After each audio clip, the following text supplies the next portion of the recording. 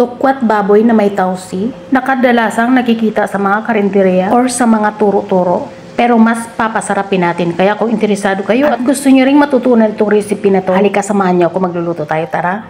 At dito meron tayo ng 2 bloke ng tofu. Yung firm ang ginamit ko. So pinat-dry ko lang yan ng ating tissue, yung kitchen towel. At hihiwain lang natin ito ng kalahati at slice lang natin ng cubes. So ganyan lang yung ginagawa ko.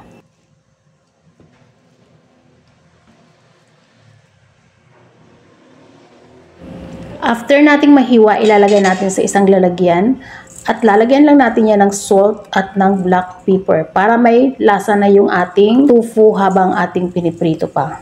So, ganyan lang yung ginagawa ko, hinahalo-halo ko lang. Hindi naman kailangan natin durugin or sobrang i-mash, baka mamaya magkadurog-durog naman yan. At next, meron ako ng pork kasim, pero pwede kayong gumamit ng pork belly. Pork kasim lang yung available sa aking kusina, kaya ito yung ginamit ko. I-slice lang natin yan ng cubes, yung bite size, hindi ganong malaki, hindi naman ganong maliliit. So, ganyan lang kalalaki yung aking size, kasi liliit pa yan.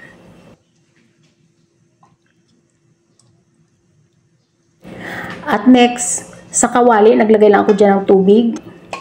Ilalagay ko na yung ating pork.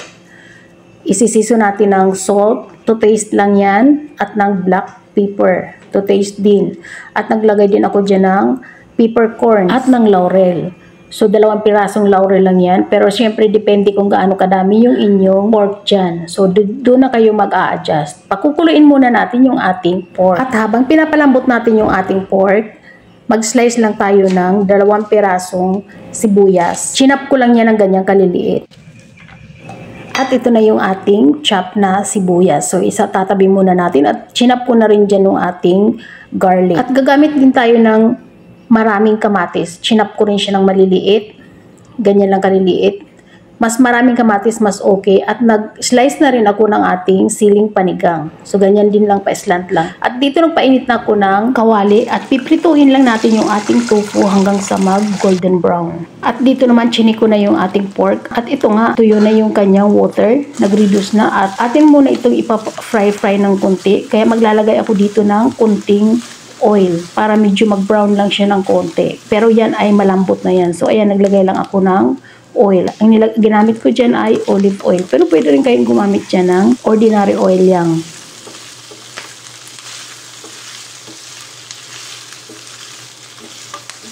At once na naging ganito na yung itsura niya, pwede na nating iset aside yan. So, okay na yan. Total malambot na rin naman yan. At atin lang yan, pinapa-brown ng konti. At ito nga, itutuloy na natin yung ating tofu. So, once na nag-golden brown din yan, isa-isahin na nating aalisin yan.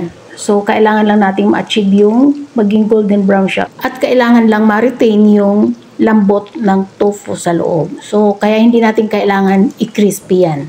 So, ganyang itsura lang, okay na yan. At aalisin na natin at itatabi muna natin.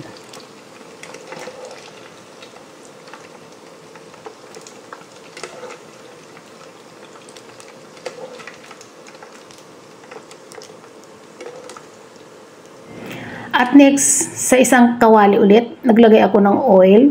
Doon ako kumuha ng oil sa ating pinagprituhan at naggisa lang ako ng bawang. Iginisa ko yung bawang natin na isang buo. Dinikdik ko lang yan, ganyan.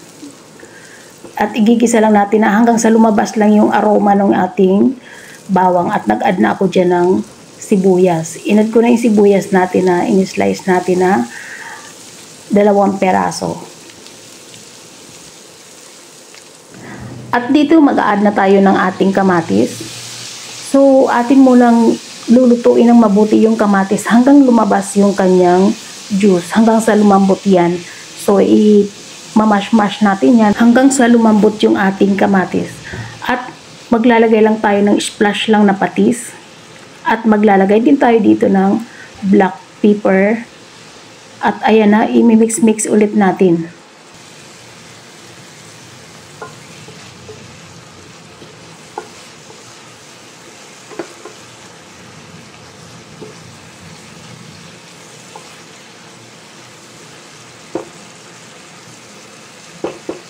At dito meron tayo ng black beans. Hugasan lang natin yan para maalis yung salty taste ng ating black beans. At ito tinutuloy-tuloy pa natin yung ating pagmamash ng ating kamatis. At i-add na natin yung ating black beans. At itutuloy pa natin yung ating paghalo-halo dyan hanggang sa masangkot siya natin ng mabuti yung ating ginigisang mga sangkap ng ating tukwat baboy.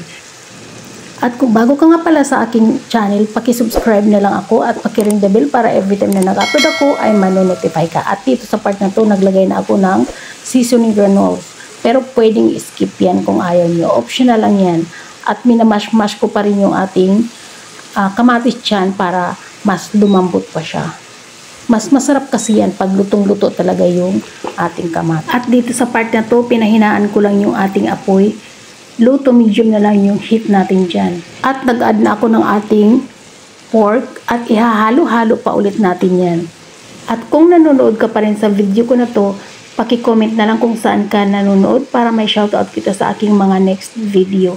At sa aking mga top followers, thank you so much sa inyong panonood at suporta sa aking channel.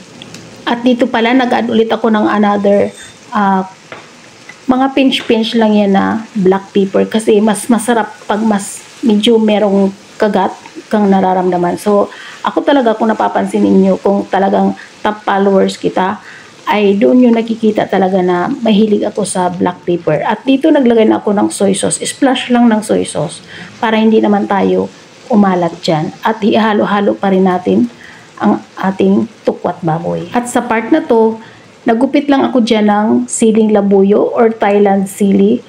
Pero green ang ginamit ko dito dahil wala na akong naubusan ako ng siling labuyo, siling red. So, at ihalo-halo natin yan. Parehas lang naman yan. Aanghang din yan. Importante meron lang ng konting anghang yung ating tukwat baboy. At inad ko na dyan yung ating tukwa. So, i-mix-mix lang natin dahil halos tapos na tayo. So, kailangan lang ma-incorporate yung lasa ng ating tukwat baboy. At itatap na rin natin yung ating siling panigang. Huwag kayong mag-alala, hindi ito sobrang maanghang kasi yung aking sili dyan ay hindi naman yan maanghang. Pero masarap pag medyo maanghang. Yung medyo, kapag kinagat mo medyo may kick, mas masarap yan. Pero kung may bata, kumuha na muna kayo para sa mga bata. At para malaman kung kailangan pa natin mag-adjust ng ating seasoning, so titikman na muna natin. At nang tinikman ko nga yan, ay okay na yung lasa. Sobrang masarap. Pwede siyang pampulutan, pwede siyang pang-ulam, pwede siyang panghanda din sa ating kung may bisita tayo. Tingnan nyo naman, presentation pa lang, panalo na. Tingin pa lang, alam mong matatakam ka na. At bago tayo magtapos, kung ikaw ay bago sa aking channel, please subscribe, paki-ring the bell all para every time na nag-upload ako ay manonotify ka. At paki-follow ko sa aking Facebook page, Hilda Kitchen Vlog. At ito na, meron na tayo ng tukwat baboy with tausi. Maraming salamat sa panonood at hanggang dito na tayo. Bye!